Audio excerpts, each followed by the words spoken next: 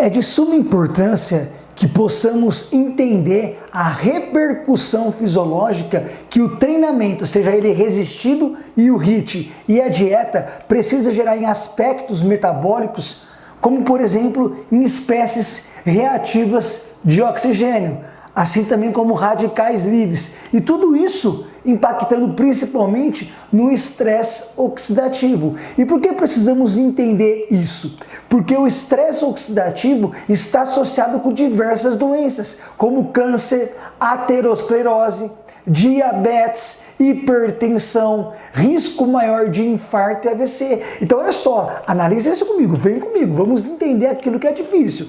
Repito sempre, aquilo que é fácil deixa para Zé Ruela. Nós temos que dar conta daquilo que é embaçado.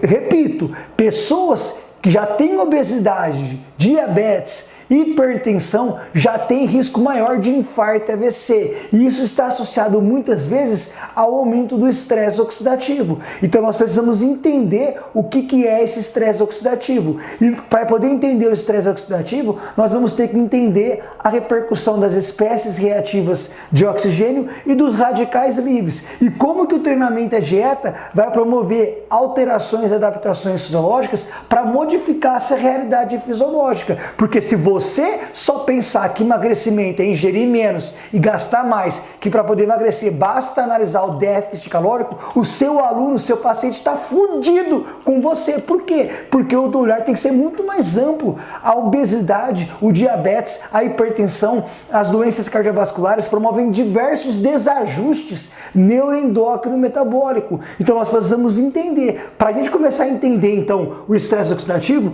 vamos antes analisar radicais livres e espécies reativas de oxigênio e como eles são formados. Então, primeiramente, eu quero dizer a formação deles vai estar ligado à via aeróbia. Então, vamos entender a via aeróbia. A via aeróbia acontece aonde? Dentro das mitocôndrias. A via aeróbia é dependente de duas respostas, do ciclo de Krebs e da cadeia transportadora de elétrons. Então, vamos juntos. Via aeróbia, onde acontece? No interior das mitocôndrias. É dependente de duas respostas, do ciclo de Krebs e da cadeia transportadora de elétrons. Onde acontece o ciclo de Krebs? Na matriz mitocondrial. Onde acontece a cadeia transportadora de elétrons? Na membrana interna das mitocôndrias, lá nas cristas mitocondriais. Beleza, vou entrar agora na mitocôndria para você poder entender. A primeira resposta que nós temos é o ciclo de Krebs. Quem entra no ciclo do Krebs? Somente o acetil-CoA.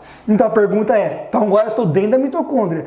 Como que eu vou obter o acetil-CoA? Porque no ciclo de Krebs só entra o acetil-CoA. Eu posso obter principalmente de carboidratos e gorduras.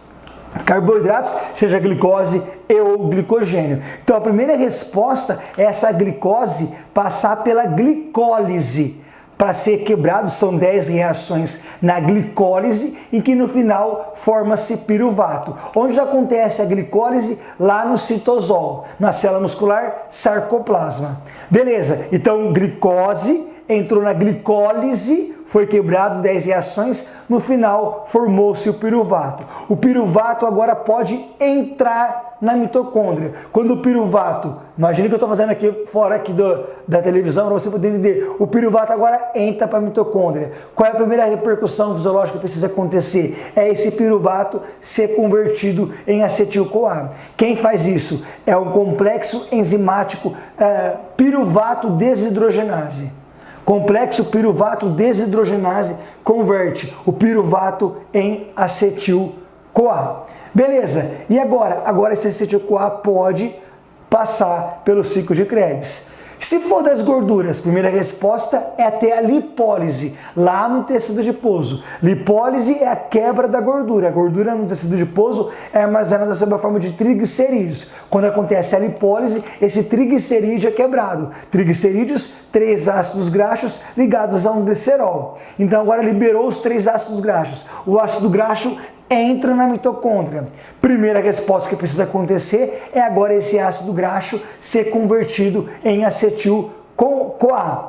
Quem faz isso é o processo da beta-oxidação. O que é a beta-oxidação? É uma reação fisiológica que vai converter agora ácido graxo, gordura, em acetil-CoA. E agora nós vamos ter a série de reações aqui. Primeira resposta é o acetil-CoA se combinar com o oxalocetato para formar o citrato. Quem catalisou essa reação foi a enzima citrato sintase. Depois do citrato, ele vai ser convertido em isocitrato. Quem catalisa, quem controla essa reação é a enzima aconitase. Depois esse isocitrato vai ser convertido em alfa-cetoglutarato.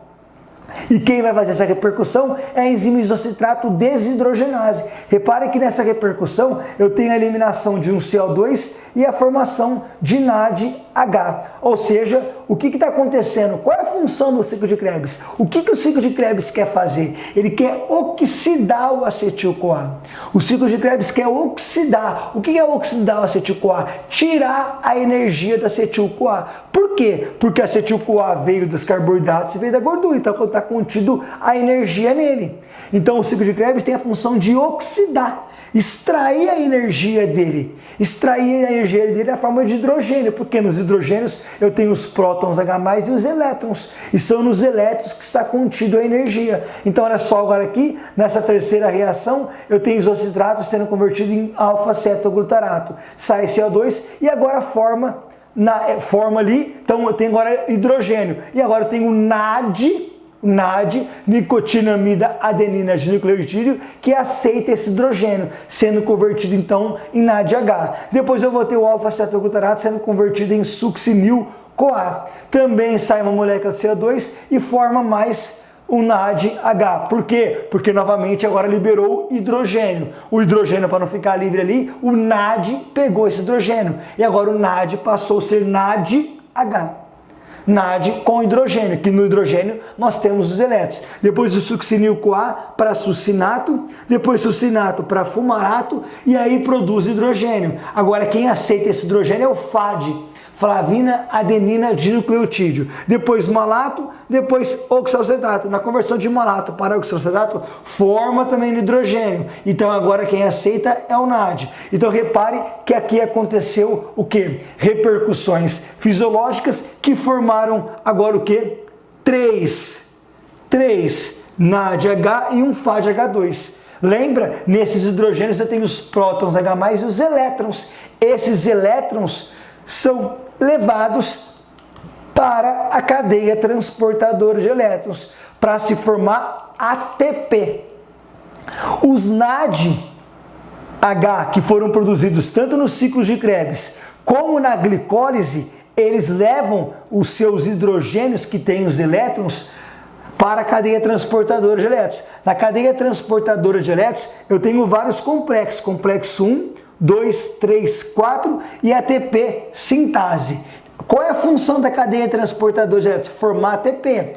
Qual é a função do ciclo de Krebs? Oxidar, extrair a energia do acetil-CoA para ter, agora para pegar os hidrogênios que têm os elétrons para levar até a cadeia transportadora de elétrons. Tá bom, e agora? Agora eu vou ter uma resposta fisiológica que são todos os NADH que foram produzidos desde a da glicólise até o ciclo de Krebs, eles trazem esse NAD, o NADH traz os seus hidrogênios com os elétrons para o complexo 1. Então agora o NADH libera seu hidrogênio, volta a ser apenas NAD. E lembra que no hidrogênio tem o par de elétrons. Jogou agora aqui para o complexo 1. O que o complexo 1 faz? Ele usa a energia dos elétrons para bombear 4 prótons H+ para espaço intermembranoso. Pô, Rafael, é complicado, velho. É isso aí, que show! Porque poucas pessoas vão fazer. Entenda isso. Por que você vai entender isso? É só bioquímica por bioquímica? Não, porque você vai ter que entender a formação de espécies reativas de oxigênio, de radicais livres, do estresse oxidativo. Você não quer que seu treino, que sua dieta modifique a vida do seu aluno, promova repercussões fisiológicas específicas? Então entenda isso. O NADH traz aqui para o complexo 1, que usa a energia dos elétrons para bombear 4 prótons H+ para espaço intermembranoso. E agora esse elétron atraído pelo oxigênio, ele passa agora para ubiquinona, que leva esses elétrons para o complexo 3. Ué, pulou o 2? Sim, pulou o 2. Complexo 3. O complexo 3 usa a energia dos elétrons para bombear mais 4 prótons H+, para o espaço intermembranoso. E agora esses elétrons são passados para o citocromo C, que leva até o complexo 4, que agora esses elétrons já têm menos energia. Então o complexo 4 só consegue bombear 2 prótons H+ para o espaço intermembranoso. Por que isso é importante? Porque para poder formar um ATP, eu preciso de 4 prótons H+. Por quê? Porque o ATP vai ser formado quando os prótons H+, quando 3 prótons H+, entra pela ATP sintase e ela gira. Quando ela gira, ela une o ADP mais o fosfato inorgânico. Então eu preciso ter fosfato inorgânico aqui. Para poder ter aqui, quem vai trazer é o hidrogênio. Porque aqui eu tenho o carreador de fosfato. E o hidrogênio traz o fosfato inorgânico, então um hidrogênio tem que entrar por aqui, mais 3 tem que entrar pela ATP sintase para poder girar ela e juntar o ADP mais o fosfato inorgânico e formar o ATP. Significa o quê? Que de cada NAD H que chegou aqui, eu tenho o quê? A formação de 2,5 ATP. Por que 2,5? Porque eu preciso de 4 ATPs para formar eu preciso de 4 prótons H+ para formar um ATP. O complexo 1 bombeou 4, o complexo 3, 4 e o complexo 4, 2. Então são 10 prótons H+. 3 eu preciso de prótons H+ para poder entrar pela ATP sintase e ela girar. Para ela girar e unir o ADP mais o fosfato inorgânico para formar ATP. Mas para isso eu preciso que o fosfato inorgânico esteja aqui dentro. E ele vai entrar por onde? Pelo carreador de fosfato, que vai ser atraído pelo hidrogênio. Então eu preciso de um hidrogênio para levar o fosfato internamente e 3 para entrar aqui. Então para formar um ATP eu preciso de 4 prótons H+. Como por meio do NAD H que chegou aqui com os elétrons, bombearam 10 prótons H+, eu vou ter a formação total de 2,5. E quando é o FAD? Que foi produzido lá no ciclo de Krebs? O FAD traz agora para o complexo 2. Então pula 1, ele traz para o complexo 2, ele é atraído para o complexo 2. E agora o complexo 2 passa esses elétrons para ubiquinona, que leva para o complexo 3. O complexo 3 usa a energia dos elétrons para bombear 4 prótons H+. E agora esses elétrons chegam no complexo 4. Esses elétrons agora já têm menos energia. Então vai ser suficiente para o complexo 4 bombear apenas 2 prótons H+. Então quando é do FAD H2, eu vou ter apenas bombeamento do quê? De 6 prótons H+. Você já sabe que para formar um ATP eu preciso de 4 prótons H+. Como chegou 6, eu vou ter então do FAD H2 a formação apenas de 1,5 ATP. Do NAD eu vou ter a formação de 2,5 e do FAD de 1,5. Tá bom, mas por que você está falando tudo isso, Rafael? Porque os elétrons, eles passam, como você percebeu, do complexo 1 para o biquinona, que leva para o complexo 3, depois o 4, quando é do FAD, complexo 2 chegando aqui, o biquinona, complexo 3, complexo... Quem que está atraindo? É o oxigênio. O oxigênio está atraindo os elétrons. O oxigênio está aqui, ó, no complexo 4. Ele vai atrair o oxigênio. Mas e por que eu preciso saber disso? Porque eu posso ter um vazamento natural, fisiológico, desses elétrons pelo complexo 1 e complexo 3. Isso vai formar o quê? Espécies reativas de oxigênio. Isso é uma resposta fisiológica normal. Cerca de 2, 3, 4, 5% do oxigênio que você consome vai formar espécies reativas de oxigênio, em que algumas delas são radicais livres e que isso pode gerar diversas alterações fisiológicas. Então olha só, quando eu tenho o vazamento desse elétron pelo complexo 1, eu vou ter o oxigênio molecular aceitando esse elétron. E agora eu vou ter a formação do quê? Do radical ânion superóxido. Esse radical ânion superóxido é uma espécie reativa de oxigênio e também um radical livre.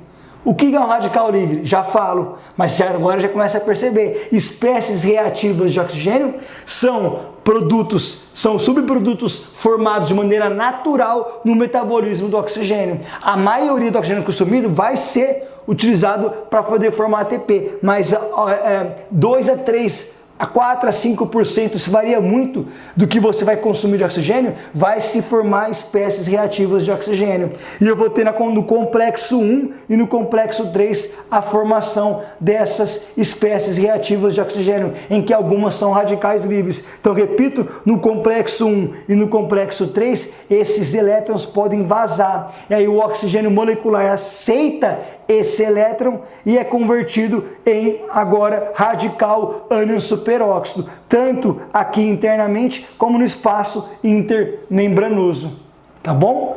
E aí eu posso ter ainda, agora, esse radical ânion superóxido aceitando mais um elétron e 2 prótons H+. E aí eu vou formar o quê? O peróxido de hidrogênio. O peróxido de hidrogênio. Tudo isso são radicais, são espécies reativas de oxigênio, mas somente o ânion superóxido é um radical livre. O peróxido de hidrogênio não é um radical livre. E agora eu posso ter esse peróxido de hidrogênio sendo convertido em água, ou eu tenho ele aceitando mais um elétron e sendo agora formado 2 moléculas, que é o radical hidroxila e o ânion hidroxila. E aí esse radical hidroxila pode agora aceitar mais um elétron e o próton H+, e ser convertido em água. Agora vamos atenção de novo por parte para a gente poder entender isso. Repito aqui com vocês, eu preciso de entender que essas espécies reativas de oxigênio são formadas de maneira natural, fisiológica. Você não controla, isso está acontecendo. Tá bom, e essas espécies reativas de oxigênio podem promover prejuízos, danos para o organismo. Então elas não podem ficar e só produzir essas espécies reativas de oxigênio, em que algumas são radicais livres, algumas quem? O radical ânion superóxido e o radical hidroxila. Todas são espécies reativas de oxigênio, ou seja, são subprodutos produzidos do metabolismo do oxigênio, tá bom? Mas somente os 2 são radicais livres. O peróxido de hidrogênio não é um radical livre, é uma espécie reativa de oxigênio, assim como as demais, que é o caso do ânion superóxido e do radical hidroxila. Beleza. Então essas espécies reativas de oxigênio são formadas de maneira natural, fisiológica. Então o organismo tem que dar conta delas. Tem que dar conta de agora fazer com que o efeito dela não aconteça, que seria de dano. O nível aumentado de espécies reativas de oxigênio vai levar a danos. Então o organismo, olha que inteligente, de maneira fisiológica, eu também vou ter agora formação de antioxidantes. O que são antioxidantes? São produtos que agora vamos chamar assim, de inibir essas espécies reativas de oxigênio. E eles vão ser formados aonde? Olha só, o principal, que é o superóxido desmutase, vai ser formado no complexo 1 e no complexo 3. Então o principal antioxidante que nós temos é o superóxido desmutase. É formado onde? No complexo 1 e no complexo 3. E onde é formado as espécies reativas de oxigênio? No complexo 1 e no complexo 3. Então o organismo fala assim, eu sei que é fisiológico, normal, natural, formar espécies reativas de oxigênio, que em níveis elevados pode trazer danos para o organismo, doenças. Então eu também vou formar antioxidantes para poder inibir essas espécies reativas de oxigênio. E a principal que nós temos é a superóxido desmutase, que internamente aqui na mitocôndria é a superóxido desmutase 2. No espaço intermembranoso é a superóxido desmutase 1. E aí eu vou ter, por exemplo, a glutationa peroxidase. A glutationa peroxidase converte esse peróxido de hidrogênio em água para poder fazer o quê? Inibição do efeito dela. Rafael, quero entender melhor sobre isso, radicais livres, espécies reativas de oxigênio. Então, peraí, então vamos entender. Olha só, aqui eu tenho uma molécula estável. Uma molécula estável, ela tem agora pares de elétrons. Pares de elétrons. E uma molécula instável, ou seja, um radical livre, eu tenho agora o que? Um não pareamento. Então, os radicais livres, a definição que eu trouxe para vocês aqui, ó, são moléculas que contêm um número ímpar de elétrons. Para poder ter estabilização, eu preciso ter números pares de elétrons. Na molécula radical livre, eu tenho o quê? Eu tenho o quê? Um número ímpar de elétrons. Então, isso gera o quê? O não emparelhamento de elétrons e as torna, ou seja, torna a molécula altamente reativa, podendo promover diversas alterações metabólicas maléficas no organismo. Ó, outra imagem para a gente poder entender. Então, aqui é a molécula normal, que tem o que? Pares de elétrons, então molécula estabilizada. Porém, a molécula radical livre tem agora número ímpar de elétrons. Número ímpar. Isso faz com que a molécula seja o que? Altamente reativa. Porque não tem emparelhamento, ela não é estável. Isso gera repercussões fisiológicas ruins. Rafael, como que o antioxidante superóxido de dismutase, glutationa redutase faz? Oferece um elétron para poder ter a estabilização da molécula. Aqui é um antioxidante. O que faz o antioxidante? Oferece um elétron. Para quê? Para que agora essa molécula passe a ser estabilizada. Porque se ele não fizer isso, o que acontece? Essa molécula agora aqui vai roubar elétron de uma outra molécula, vai roubar elétron da célula. E aí vai acontecer o quê? Dano celular. Pode ter agora necrose celular. Então essa molécula vai ser estabilizada por quem? Pelo um antioxidante.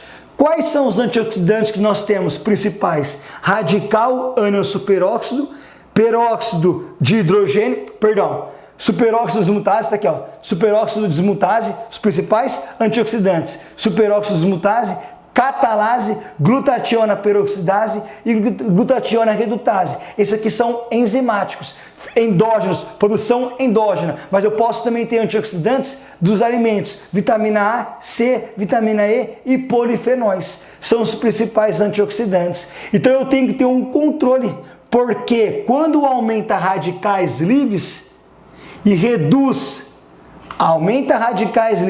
reduz antioxidantes, eu tenho estresse oxidativo. O que é o estresse oxidativo? É quando eu tenho um aumento de radicais livres, lixo e redução de antioxidantes, de lixeiros. Aumenta lixo, reduz lixeiro. Isso gera o quê? Estresse oxidativo. Isso vai impactar em dano celular. Isso vai gerar agora disfunção endotelial, dano na parede do vaso sanguíneo. Isso vai formar placas de ateromas. Então, se você ficar pensando, por exemplo, que é só, vou olhar o LDL do meu aluno, então um pouquinho. Não, eu não posso. O LDL em si não é o culpado da formação de placas de ateromas, mas sim o estresse oxidativo, porque o estresse oxidativo causou dano na parede do vaso sanguíneo. Esse dano na parede do vaso sanguíneo permitiu com que o LDL, que é uma molécula pequena, entrasse para o espaço subendotelial, que vai ter agora uma cascata de reações fisiológicas que vai levar à formação de placas de ateromas. Então, eu tenho que analisar esse estresse. Rafael, por que o estresse oxidativo está aumentado? Porque eu estou tendo agora aumento de radicais livres e redução de enzimas antioxidantes. E por quê? Porque essa pessoa tem obesidade, porque essa pessoa tem diabetes, porque essa pessoa tem hipertensão. Então o seu treinamento, sua dieta tem que fazer repercussões para fazer o quê? Reduzir esses radicais livres. E como você reduz esses radicais livres? Aumentando a atividade das enzimas antioxidantes. E o treinamento resistido, o HIIT, a dieta quando bem prescrito, aumenta a atividade dessas enzimas antioxidantes que está elevada no seu aluno com obesidade, com diabetes, com hipertensão. E nós muitas vezes falando que basta analisar o déficit calórico. Porra, velho, nós somos transformadores de vida. Não é só isso que importa para o emagrecimento. Não basta apenas analisar déficit calórico. Olha a complexidade disso, nós precisamos entender isso. Nós precisamos entender essa relação, essa repercussão fisiológica. Então você precisa entender tudo isso. Repito, essas espécies reativas de oxigênio vão ser formadas de maneira natural, de maneira fisiológica, no complexo 1 e no complexo 3. Claro que a maioria do oxigênio consumido seu vai ser utilizado para formar ATP. E o oxigênio, qual é a função dele? Ele tem a função de estar no complexo 4, atraindo os elétrons pelo complexo 1, 2, 3, para chegar no 4 e formar agora água. Ele aceita o próton H+, e forma-se água. Porém, elétrons podem vazar no complexo 1 e no complexo 3, que vai ter formação de espécies reativas de oxigênio, em que duas delas são radicais livres. Lembra, radicais livres são as moléculas que não têm o quê? Os elétrons emparelhados. Por quê? Porque tem número ímpar de elétrons. E esse não emparelhamento leva a quê? A alta reatividade dessa molécula, que pode agora roubar elétrons de outras moléculas, roubar elétrons da célula. Isso vai agora modificar a célula, trazer dano celular, estresse oxidativo. E, inclusive, o estresse oxidativo está associado com câncer, como eu falei, com infarto, com AVC. Então, nós precisamos entender. Inclusive vai complicar ainda mais se o seu aluno já é hipertenso, já é diabético. Por isso que eu preciso entender essa repercussão fisiológica.